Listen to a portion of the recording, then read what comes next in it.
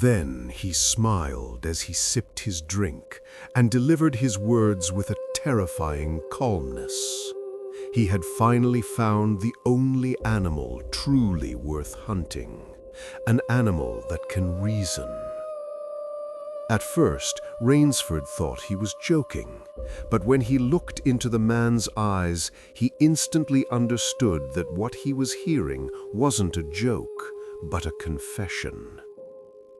Then the general revealed the whole truth. He had been living on this island for years, turning it into a private arena for his favorite game. Lost men or survivors from the sea would come to him, and he would give them food, clothing, and rest, and then he would offer them a game. A seemingly simple game. He releases them into the jungle, gives them a head start, and then he begins the hunt. If they survive for 3 days, they win their freedom.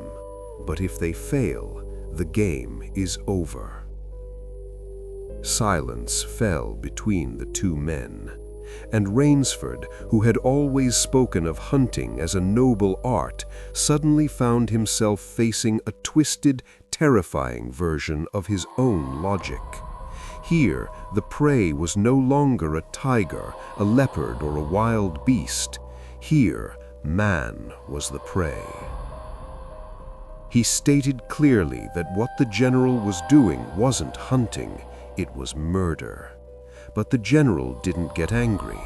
He merely smiled and said that the strong have always ruled the weak, and that the world, at its core, is nothing more than an arena where the strongest and smartest win.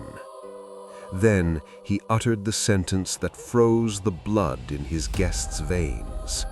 Tomorrow, you will be the new player.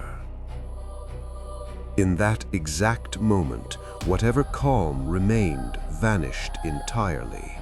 The mansion was no longer a shelter, the food was no longer hospitality, and the conversation was no longer a chat between two cultured men. It was a cold prelude to a death sentence.